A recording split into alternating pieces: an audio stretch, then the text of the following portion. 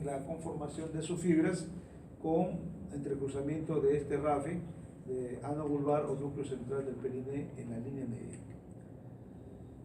Aquí ya le han separado el cuerpo esponjoso de los cuerpos cavernosos y vamos a ver que estos están envueltos, estos no están para separarlos. Ustedes mañana o pasado se dedican todo un día y no lo van a poder separar fácilmente. Eso está recontra fijo, unido, pero pues hay que observar que los cuerpos cavernosos tienen una fascia propia, la fascia de Bruch. Y vamos a ver que la raíz del pene es la parte fija a la rama isquiopúbica en su cara interna. Luego, cuando llega la sínfisis del pubis, todo es de la parte libre del pene, con la parte colgante, que va a ir a estar sujeto por el ligamento suspensorio del pene. Entonces, este ligamento suspensorio lo fija, le da como una corbata, un asa que envuelve, ¿no? Y se va a fijar a la cara anterior de la sínfisis del pubis. Entonces, permite que esto mantenga una posición para la extremidad libre y la extremidad fija del pene. Y hay otro ligamento, no lo miramos por esta parte, sino por la parte superior, que se llama el ligamento fundiforme. Son ligamentos que vienen del tejido graso, de la aponeurosis, de la línea alba o parte anterior de la región del hipogastrio y se fijan en el pubis. Una vez que se han fijado en el pubis, rodean al pene para fusionarse y continuar con esta músculo dartos para formar el tabique que separa a un escroto del otro, el tabique escrotal.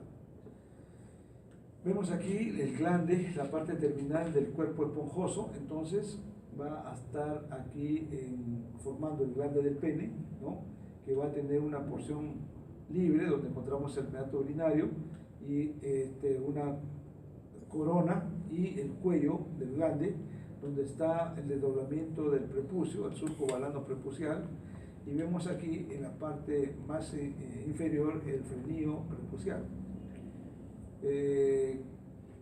Ramas de la arteria pudenda interna para el pene, la arteria dorsal del pene, que va a cada lado de la vena dorsal del pene, en el surco dorsal entre los cuerpos cavernosos, lo veremos ahí en un esquema.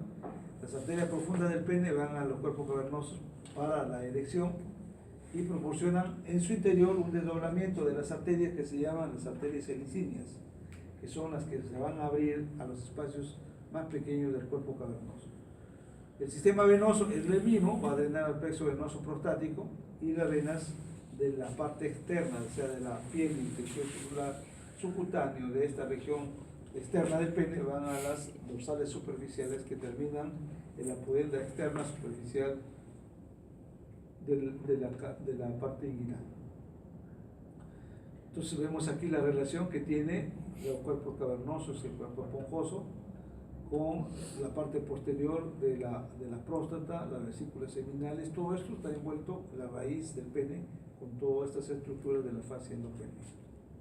La inervación del pene entonces va a tener que ser vista desde el punto de vista de inervación sensitiva de los segmentos medulares S2, S3, S4. ¿Cómo se llaman estos segmentos? Los nervios esplánicos pénicos. Y además por el nervio pudendo.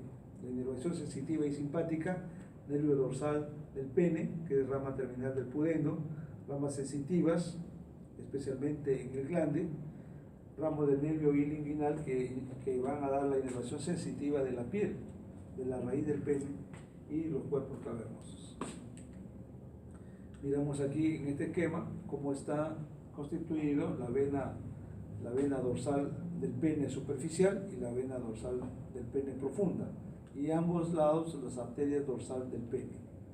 Entonces observamos también aquí la fascia profunda, la fascia superficial, la fascia profunda. Vemos aquí a los cuerpos cavernosos, al tabique o septum intercavernoso, al cuerpo esponjoso, las arterias del cuerpo esponjoso y las arterias profundas cavernosas para formar parte de todo este estuche, ¿no?, periférico de las arterias helicíneas.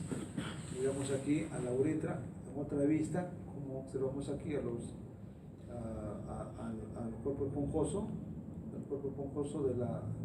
del contenido de la uretra y a los cuerpos cavernosos. Entonces, este cuerpo esponjoso del pene habíamos señalado que es importante para la función sexual por la presencia de estos músculos que van a comprimir la parte del cuerpo cavernoso. El pene, si nosotros miramos toda su envoltura, vamos a mirar una piel, un tejido celular subcutáneo, la vena dorsal del pene superficial, las venas laterales superficiales, la fascia de coles y el dartos, la fascia propia ya del pene, que es la fascia penis o fascia de Bruch, la vena dorsal profunda, arteria y nervo dorsal del pene, túnica albuginea, que es la parte más profunda que se va a continuar con esta estructura de la parte scrotal, la arteria cavernosa, el septum de Bruch, cuerpo esponjoso y la uretra. Entonces hay una cantidad importante de cosas que tenemos que mirar aquí.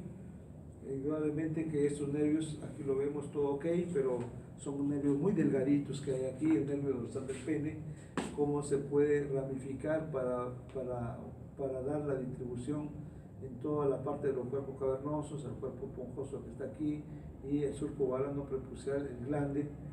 Miramos aquí a la arteria dorsal del pene con la vena dorsal superficial y en la parte del bulbo esponjoso la fascia propia de envoltura del pene que está aquí de doblado.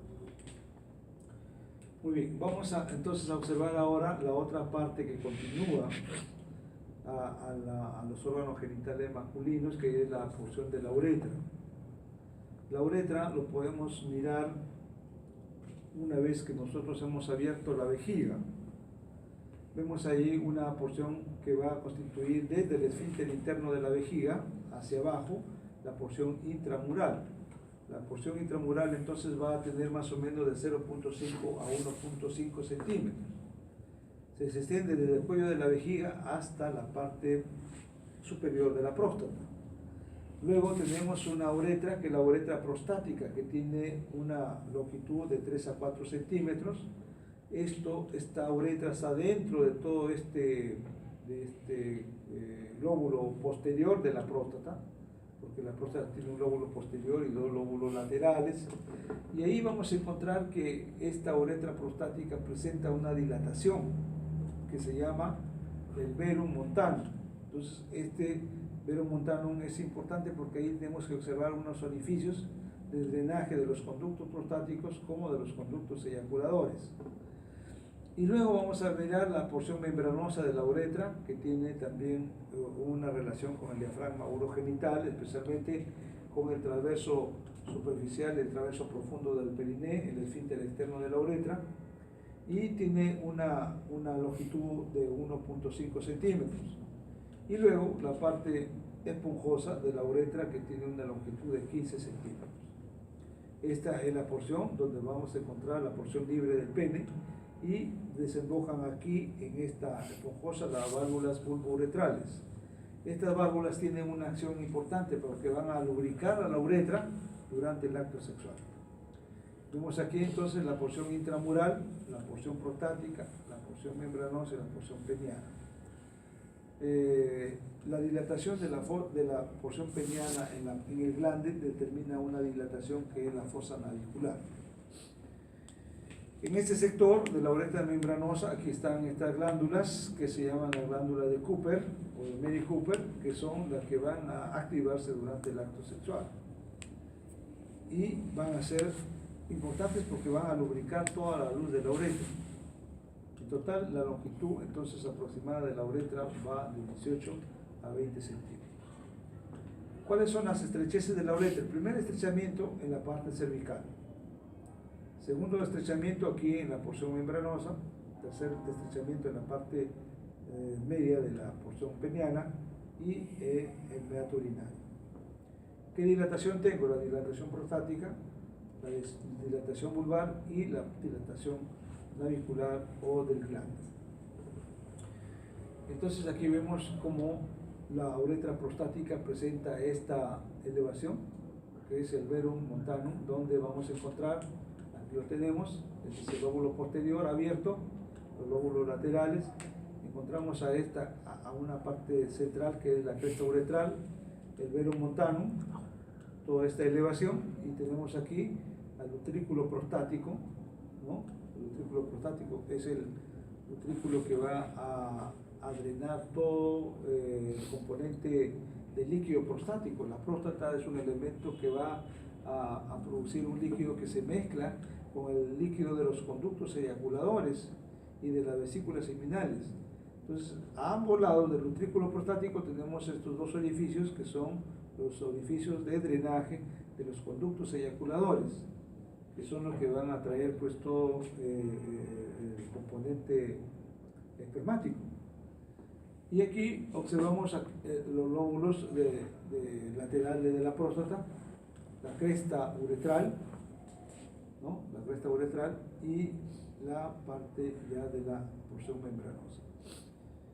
Entonces, debemos nosotros mirar que el utrículo prostático, que es este, es un rezago de la conformación estructural del desarrollo embriológico de los genitales internos.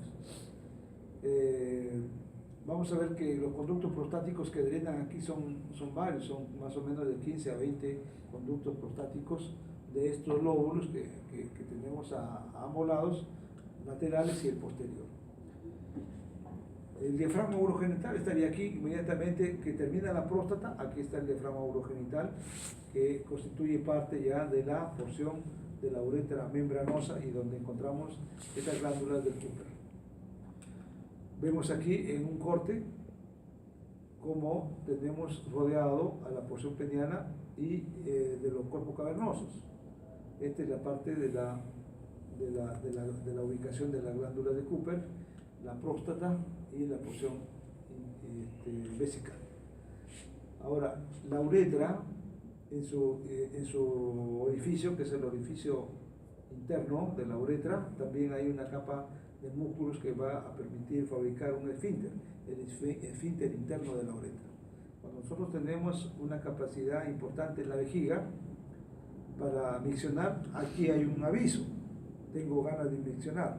El esfínter interno de la uretra se puede abrir. Uno puede tener sensación imperiosa de orinar, pero no hay donde hacerlo. El esfínter externo de la uretra igual lo cierra, pero puede tener entonces esto una implicancia de retención urinaria, más que todo en las mujeres, y hacer un proceso inflamatorio o infeccioso. Entonces la uretra va a estar irrigada, la porción intramural y prostática, o sea, esta zona, por las ramas prostáticas de la vesical inferior y de la rectal media. La porción intermedia y esponjosa que vemos acá de la uretra están irrigadas por la arteria dorsal del pene. Entonces son dos territorios vasculares diferentes. Las venas van a ir al plexo venoso prostático, y la inervación de la uretra también plexo nervioso prostático, simpático y parasimpático, que se origina en el plexo hipogástrico inferior, inervación simpática por los nervios esplánicos lumbares y parasimpática de los sacros, los esplánicos pélvicos. Vemos aquí entonces que tenemos otra estructura en los genitales masculinos, que es esta, la bolsa escrotal. Es un contenido de la bolsa escrotal, el escroto, órgano importante, ¿no? El escroto o testículo para la fecundación. Nosotros podemos mirar en este escroto una cara anterior, toda esta es la cara anterior, que está irrigado por las arterias escrotales anteriores, ramas terminales de la pudenda externa. ¿De dónde es la pudenda externa? Ya lo hemos visto, en el miembro inferior de la femoral, ¿no? O del iliaca externa, de la femoral común. Cara posterior, arterias escrotales posteriores, ramas terminales de la perineal superficial de la pudenda, ramas cremasterianas de la epigástrica inferior, entonces para la cara posterior del escroto. Drenaje venoso a los vasos venosos pudendos externos, linfáticos a los inguinales superficiales, que lo tenemos aquí. La inervación, si yo miro la cara anterior, nervios escrotales anteriores del hilo inguinal, rama genital del génito femoral. La cara posterior, ramos perineales superficiales del pudendo, nervio perineal del nervio cutáneo femoral posterior, que también va a dar inervación a la bolsa escrotal. ¿Qué capas vamos a mirar en el escroto? Primero la piel, el dartos, la fascia espermática externa, el músculo cremaster, espermática interna y la capa vaginal. Entonces son los elementos que constituyen la estructura del escroto, pero ya luego de la capa vaginal parietal tenemos una capa vaginal visceral que ya pertenece al testículo y la albuginia, que es el revestimiento propio del testículo. El testículo, entonces, vamos a ver que es el órgano importante. Aquí tenemos una disposición ovoidea del testículo, más o menos 3.5 a 4 centímetros de largo por 2.5 a 3 centímetros de diámetro. Va a tener una cara medial que va a estar relacionada con el tabique escrotal, una cara lateral que lo estamos mirando aquí, convexo, con un punto de saco debajo del epidídimo, su epididimario, un polo antero superior para la cabeza del epidídimo, la presencia de una pequeña excrescencia ahí, la didáctica de Morgani, y la posterior inferior relacionada a la cola del epidídimo, un borde libre, convexo, y un borde posterior donde está el cuerpo del epidídimo. Esta es una entonces estructura que está rodeada por una capa albuginia que va a permitir enviar unos tabiques al interior para formar los lobulillos testiculares. Estos lobulillos testiculares van a permitir que nosotros tengamos una división en cada sector donde hay la presencia de estos conductos, ¿no? Que van a ser los llamados conductos o túbulos seminíferos. Estos van a ir a formar la red de Haller o retitestis, luego van a formar el epidídimo, la cabeza, el cuerpo, la cola del epidídimo, y después de la cola del epidídimo sale el conducto deferente. El conducto deferente va a ir a la ampolla deferencial, o sea, se va a unir con la vesícula seminal y van a desembocar a través del conducto eyaculador en la uretra prostática. Entonces ya lo tenemos en la uretra que hemos visto, en el velo montano hemos visto la salida de los dos conductos eyaculadores y va a atravesar la uretra prostática, la uretra membranosa, la uretra peniana y la uretra del meato urinario.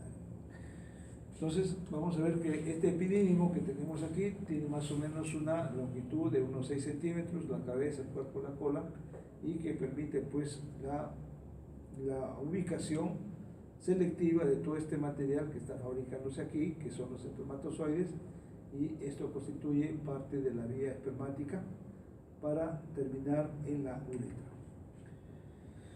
Entonces tenemos aquí el conducto deferente, vemos aquí en la porción testicular, luego en la porción inguinal, en la porción pélvica, detrás de la vejiga, en relación con el uréter, y vamos a ver que su longitud final de este conducto deferente tiene más o menos unos 45 centímetros, la porción epididimaria dentro del epidídimo de 2 a 3 centímetros, la porción escrotal, la porción inguinal, la porción abdominal y la porción pélvica.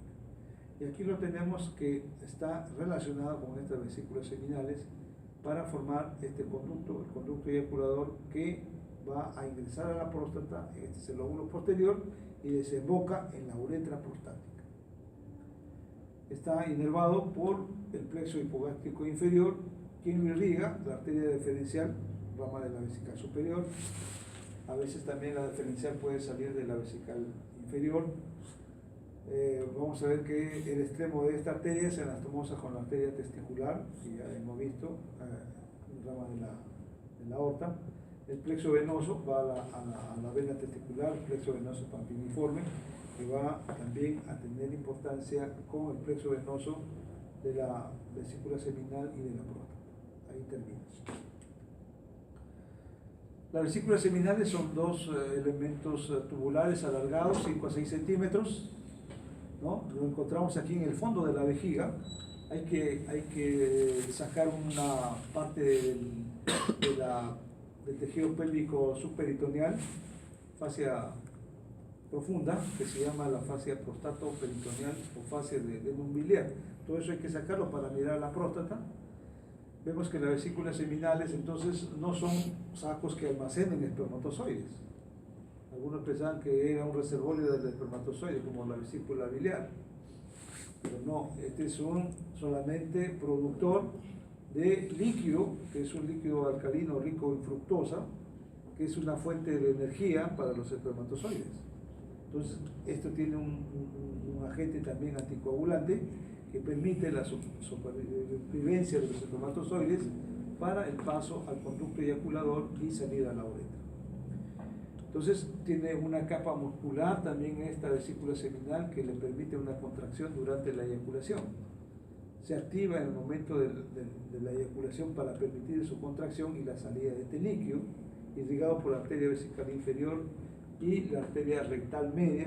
Las venas también acompañan al plexo venoso, al plexo arterial. Vemos aquí a las vesículas seminales con esta rama, ¿no?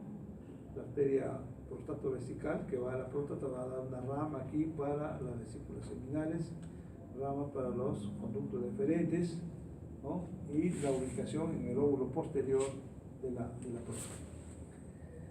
Vemos otro corte del conducto de las vesículas seminales del conducto deferente, la próstata. Vemos aquí la ubicación y la disposición que tiene la presencia de las vesículas seminales. Y luego, pues ya aquí en el interior estará el conducto eyaculador, que es un conducto que tiene 2.5 centímetros, ¿no? Ingresa al óvulo posterior de la próstata y va a desembocar a cada lado del utrículo prostático. Entonces está irrigado por las arterias vesicales superiores, vesicales inferiores, con los plexos venosos que van aquí al área prostática y vesical del cuello de la vejiga. Vemos aquí entonces en la disección cómo tenemos que ver a los conductos deferentes, a la vesícula seminal, conducto deferente, perdón, es este en verde el uréter, y aquí a la vesícula seminales con el óvulo posterior de la próstata, y acá tenemos adelante a la vejiga. La próstata es un elemento importante, 3 centímetros de largo, 4 centímetros de ancho y 2 centímetros de espesor. Es un órgano que va a tener implicancia en la función de la salida de la orina. La uretra prostática, cuando es comprimida por el crecimiento de los lóbulos, especialmente del lóbulo laterales de la próstata, va a ser un elemento que no deje salir la orina, va a tener que ser una fuerza mayor para que se comprima la vejiga y pueda ir a su trayecto normal la orina. Entonces va a liberar una sustancia que va a permitir controlar la función prostática.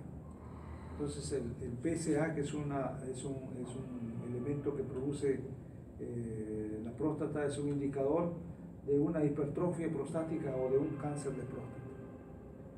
Entonces va a tener tabiques aquí dentro de su interior, tabiques fibromusculares, y que está relacionado con el cuello de la vejiga, por eso la interferencia en la disposición de la orina. Entonces va a presentar más o menos de 12 a 20 conductos que drenan en el seno prostático, ¿no? El esfínter de la uretra y el músculo perineal profundo son importantes que nosotros tengamos que relacionarlo con la próstata. La próstata que tenemos aquí tiene una cara anterior, ¿no? Que está relacionada con el esfínter de la uretra, una cara posterior con la ampolla del recto, de la vejiga, acá está el recto, con la ampolla rectal, la cara posterior, las caras inferiores y laterales con el músculo elevador del ano, y el istmo de la próstata, que se encuentra en la parte anterior con el esfínter externo de la uretra y el cuello de la vejiga. Vemos aquí a la posición de la uretra, vemos las tabicaciones, el conducto eyaculador y la relación con el cuello de la vejiga y el traverso profundo del perineo. El verum montanum nuevamente y la disposición que tiene en la cresta uretral, en la cresta prostática. Pero el óvulo derecho e izquierdo se puede dividir en varios segmentos o lobulillos. Lobulillo ínfero posterior, donde está la parte de los conductos eyaculadores, el ínfero lateral, superomedial, que va a rodear al conducto eyaculador, el anteromedial, que tiene que ver con la uretra prostática. Entonces, estos conductos prostáticos representan la salida de un volumen de más o menos el 20% del componente de líquido seminal. Entonces, este es un 20% agregado al otro porcentaje de volumen de líquido seminal que va a producir las vesículas seminales. Todo eso, más los espermatozoides, constituyen el semen, la vascularización de la próstata por arterias vesicales inferiores, ramas de la pudenda y ramas prostáticas de la rectal media. Las venas van al plexo venoso prostático y aquí vamos a encontrar también las válvulas de Cooper, ¿no?, que ya lo habíamos señalado, en la relación que tiene con la proyección de la uretra que va inmediatamente debajo de la próstata, ¿no?, en el esfínter externo de la uretra. Aquí vemos al utrículo prostático, todos esos conductos que hemos dicho de 16 a 20 van a desembocar aquí, y estos son la presencia de los conductos eyaculadores, la irrigación de la próstata, ¿no?, ramas que vienen de la arteria prostática, ramas que vienen de la glútea, de la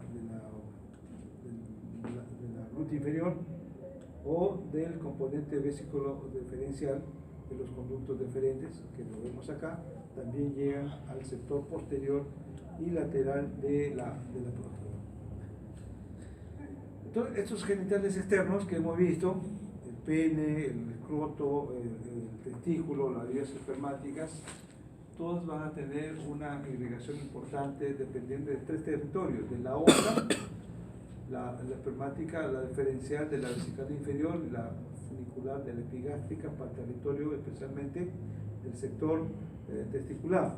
Plexos piriformes en el testículo anterior y posterior, ¿no?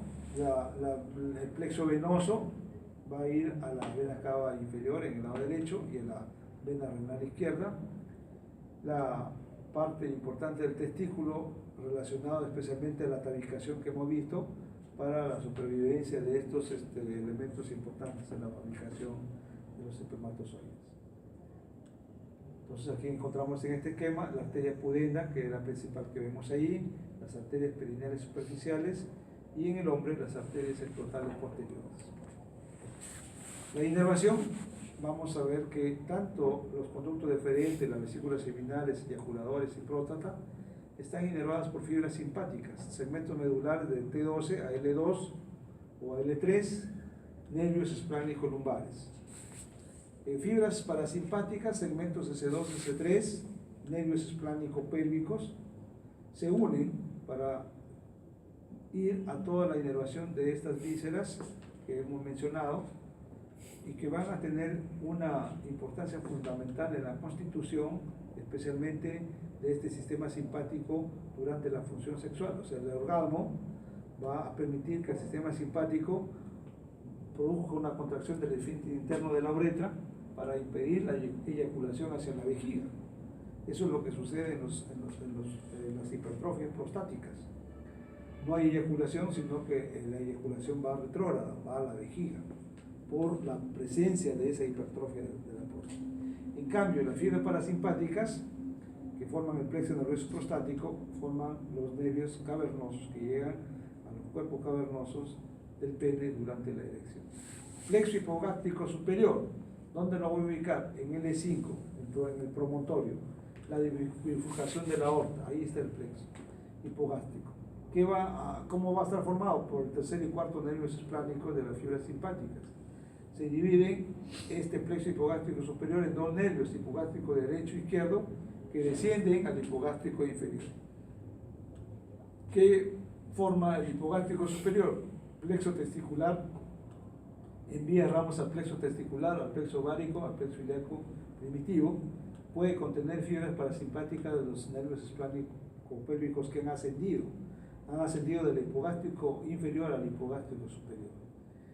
El más importante es este hipogástrico inferior, ¿no?, que se va a formar por un plexo de los nervios esplánico-pélvicos y va a tener una función importante porque este tiene fibras simpáticas y parasimpáticas que va a formar el plexo testicular, el plexo ovárico, el plexo urotérico, los plexos ilíacos internos, plexos pariformes sigmoides, y cada nervio puede recibir fibras de estos superiores el plánmico lumbar inferior procedente del último ganglio simpático lumbar.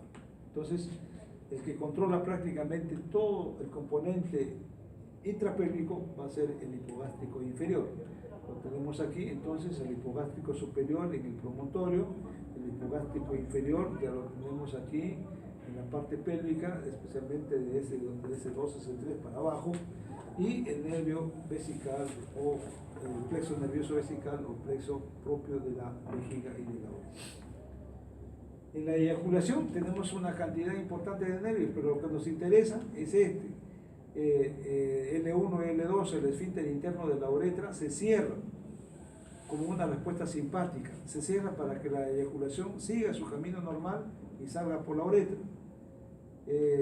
Una contracción del músculo uretral como respuesta parasimpática de los sacros S2, S4, la contracción de los músculos bulbo esponjosos de los pudendos, todo eso hace posible la eyaculación. Una vez que se ha producido la eyaculación, la estimulación simpática va a producir una constricción de las arterias epicíneas de los cuerpos cavernosos y del bulbo esponjoso, drena la sangre a la vena dorsal del pene y se produce la flacidez del pene.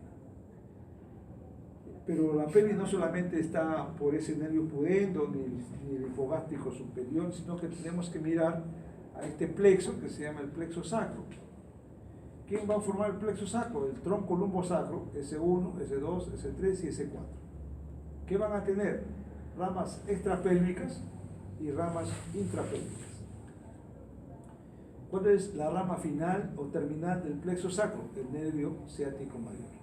Ramas colaterales que tenemos, aquí tenemos un ramo superior y un ramo inferior que van a ir a los músculos que corresponden a la región glútea, ¿no? Glúteo mayor, glúteo menor, tensor de la fascia lata, otros nervios que van al músculo piramidal, al gémino superior, al gémino inferior, al cuadrado femoral. Esos son nervios que ya hemos visto en el miembro inferior. El glúteo, nervio del glúteo mayor, el nervio ciático menor, todo esto es cortadura ciática mayor. Entonces, salen de la pelvis, por eso extrapélvicos, ya lo hemos visto, esto es lo que nos interesa ahora. El nervio del obturador interno, el nervio pudendo interno, el nervio elevador del ano, el nervio anal o hemorroidal y los nervios viscerales que van a ir para formar los plexos que habíamos señalado, recto, la vagina, la vejiga, etc. Este nervio que viene aquí, que es el nervio pudendo interno, va a dar un ramo superior y un ramo inferior. El ramo superior va a constituir el nervio dorsal del pene y el ramo inferior va a constituir varios paquetes nerviosos que van a formar el nervio uretral, el nervio isquiocavernoso, el nervio bulbo esponjoso, el nervio femoroperineal y el nervio perineal superior, que son las ramas del pudendo que van a salir ya al compartimiento del triángulo urogenital y el triángulo anal, o sea, las ramas perineales superficiales y profundas para el compartimento. Y este nervio anal o hemorroidal es el que va a venir al esfínter interno, que es músculo liso, y al esfínter externo, que es músculo estriado, que depende de ese músculo que es el pubo rectal. Entonces aquí tenemos a ese plexo sacro, ya vamos a mirar cómo entre S1 y S2 está esta pinza nerviosa para esta arteria que es la glútea superior, ¿no? Glútea superior. Luego vamos a mirar la conformación de las estructuras que van a formar parte de esos nervios, especialmente el nervio pudendo. Toda la parte intrapélvica va a tener, de todos los órganos que hemos mencionado, va a tener también un drenaje linfático que van a ir a los linfáticos internos o sacros. Luego pasan a los ilíacos comunes, a los lumbares, van a los ganglios de la cava y de la aorta y terminan en L1, cisterna del quilo, y de ahí ya formarán el conducto torácico y salen de la cavidad abdominal. La cara superolateral de la vejiga va a los ilíacos externos, los del fondo del cuello vesical, y a los ilíacos internos y a los sacros o ilíacos comunes.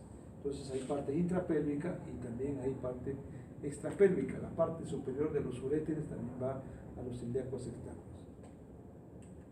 Vemos aquí toda la cadena ganglionar de la parte que corresponde al pene, al escroto, al glande, al testículo, y cómo van a ir a los ganglios inguinales superficiales, y la otra cadena que va a los profundos para terminar en la zona lateral de la aorta y de la cava inferior.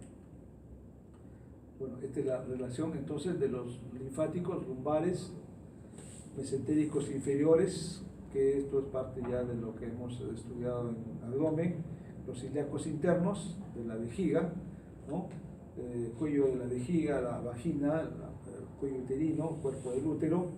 En el hombre, la uretra prostática, la próstata, la base de la vejiga, vesículas seminales, cuerpos cavernosos, conducto anal y el recto, y los ilíacos internos que van en la mujer a tener el uréter pélvico superior, vagina superior, cuello uterino, cuerpo inferior del útero, y en el hombre, vejiga, uréter, vesículas seminales, porción pélvica, el conducto deferente, la uretra intermedia y esponjosa. Entonces, hay grupos de vísceras que van a los ilíacos internos y otros a los ilíacos internos. En los inguinales superficiales, ¿quién estará? Todo lo que está en la parte perineal, ¿no? En la mujer, la parte superolateral del útero, ligamento redondo, vulva, orificio vaginal, himen, prepucio, clítoris, conducto anal inferior por debajo de la línea pectínea. En el hombre, piel del escroto, del prepucio, del pene, conducto anal inferior a la línea pectínea. Inguinales superficiales, los profundos, los clítoris, en la mujer, y el glande y la uretra esponjosa terminal del hombre. A los sacros van la parte posterior inferior del recto, la vagina y la vagina inferior, y a los paros rectales solamente el recto. Entonces hay que ver que todas estas estructuras linfáticas terminan en grupos selectivos.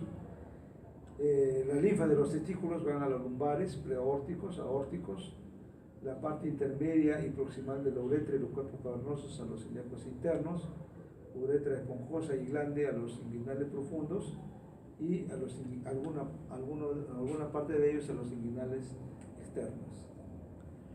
Vemos aquí entonces la relación que tiene este uréter, que ya lo hemos visto ahora en abdomen, cómo llega a la vejiga, y va a producir dentro de la vejiga una formación de una válvula unidireccional, o sea que la orina tiene que ir en una dirección a la vejiga, no puede regresar. Cada uréter tiene una capa muscular que le produce una contracción simétrica para ir a la vejiga y impedir el reflujo. Entonces vamos a mirar que en el hombre el uréter va a estar localizado en el peritoneo, en una ubicación posterolateral al conducto deferente. El uréter puede estar irrigado por las ramas de la ilíaca común y de la ilíaca interna, ramas ureterales de las vesicales inferiores, en la mujer de la arteria uterina o de la arteria ovárica. Drenaje venoso al territorio vascular que siguen estas arterias, los linfáticos a los ilíacos comunes e internos, inervación plexo renal, aórtico, hipogástrico superior e inferior, porque vamos a ver que desciende. Entonces el plexo hipogástrico inferior ya estará en la parte terminal donde está el cuello de la vejiga. Sus fibras siguen sus fibras aferentes del dolor siguen una distribución retrógrada. Las fibras simpáticas alcanzan los ganglios sensitivos de los nervios espinales, lumbares y torácicos hasta L2 del sector medular espinal. Entonces, ¿dónde va a aparecer el dolor? Podría aparecer tanto en la parte superior, media o inferior de los estrechamientos del uréter, donde tenemos aquí entonces la proyección de la migración de un cálculo renal que podría permitir la ubicación del dolor en cualquier de estos estrechamientos. Esta es la irrigación, rama de la aorta, de la ilíaca común interna, de la vesical superior, de la uterina, de la rectal media, vaginal y vesical inferior. Todas estas son las ramas que dan vascularización arterial al uréter, y esta es la disposición de los ganglios aórticos renales, del plexo aórtico, del ganglio mesentérico inferior, el hipogástrico superior y el hipogástrico inferior para ramas para el uréter. La vejiga es un saco que va a permitir la resección de la orina, puede tener una cantidad mínima para despertar el reflejo de micción, que son 250 centímetros cúbicos, ya uno tiene ganas de miccionar. Está relacionado por la parte anterior con el pubis en este espacio que se llama el espacio de Rexius, ¿no? Está fijo por la parte posterior con este desdoblamiento del peritoneo, fondo saco recto vesical, y la fascia profunda va a formar un tabique aquí, que es la fascia profunda o prostatoperitoneal, que va a la próstata y al cuello de la vejiga. Entonces, en la mujer vamos a mirar que está relacionado con los fondos de saco vaginales, la vejiga. Vemos aquí la vejiga, y va a tener que relacionarse por la cara posterior con estos fondos de saco vaginales anterior y posterior de la vagina. ¿Cuáles son los elementos que fijan a la vejiga?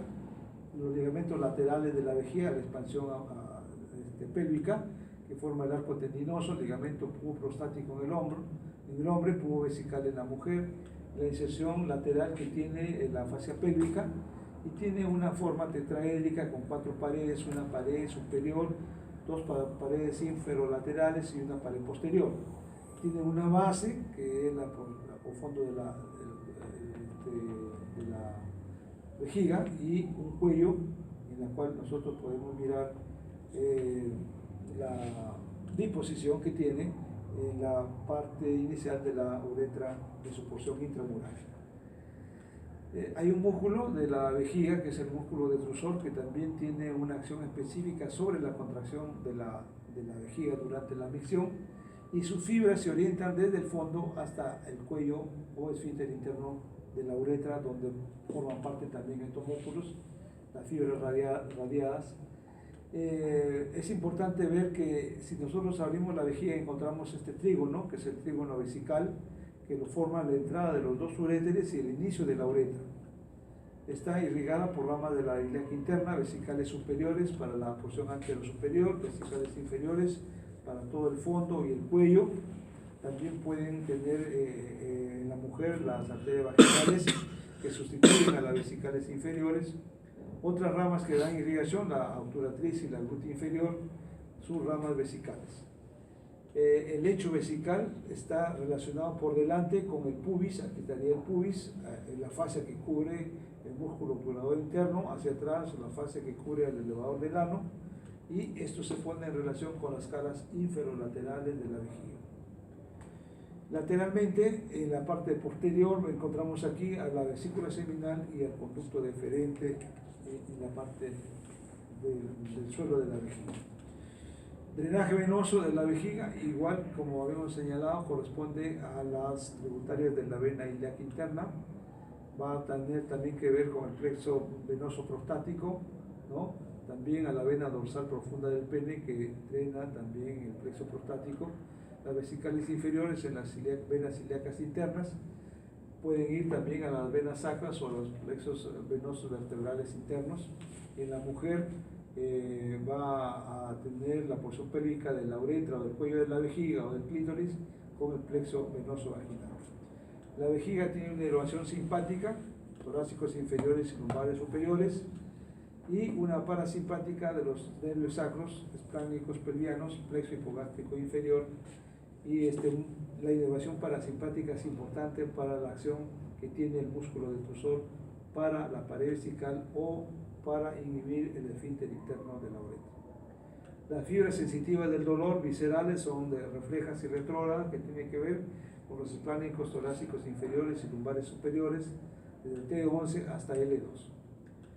Y vemos aquí en este esquema cómo la vascularización depende de la parte de la división de la ilíaca interna. Toda la pelvis va a estar irrigada por la ilíaca interna, salvo que la ilíaca externa me dé una arteria de distribución diferente, como es que la arteria obturatriz salga de la ilíaca externa. Eso puede ser posible, y en el caso de producirse esta arteria obturatriz de la ilíaca externa, bordea la sínfisis del pubis, y eso se llama la corona mortis. Miramos aquí entonces el tronco anterior de la ilíaca interna y el tronco posterior.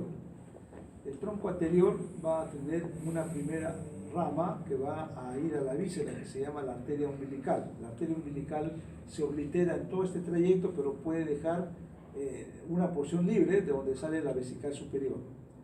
Luego vamos a tener una arteria que va a la pared, que es la arteria obturatriz, al agujero obturador.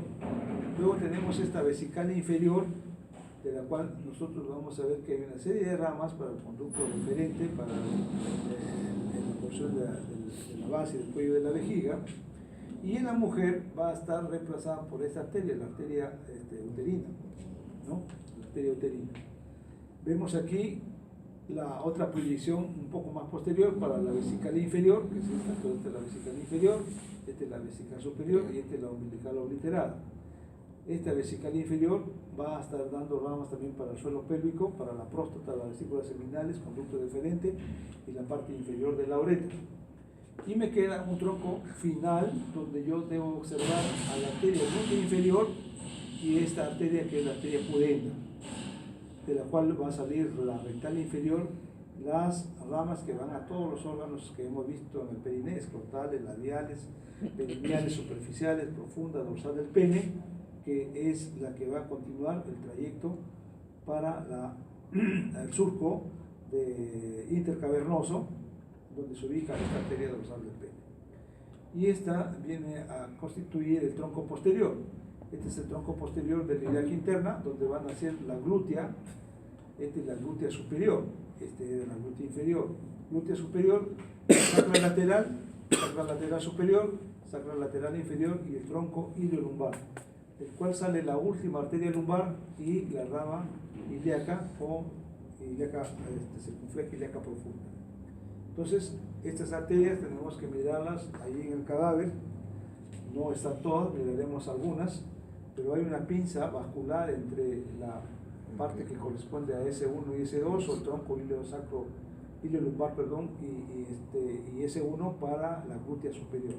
Ahí tenemos que buscarlo. Entonces, esta es la división que debemos mirar. Esta es la arteria pudenda, la dorsal del pene, las escrotales, las labiales, las prostáticas, etcétera, para la conformación de la parte final de la cavidad pélvica. Entonces, pudenda, división anterior, rectal inferior de la pudenda interna, las ramas perineales, las escrotales o labiales en la mujer, las arterias del bulbo esponjoso del pene o del vestíbulo también en la mujer, para formar parte de la irrigación que hemos visto en cada uno de los sectores correspondientes al conducto anal, esfínteres, periné, escroto, vestíbulo en la mujer, labios mayores, menores, bulbos uretrales, glándula uretral, glándulas de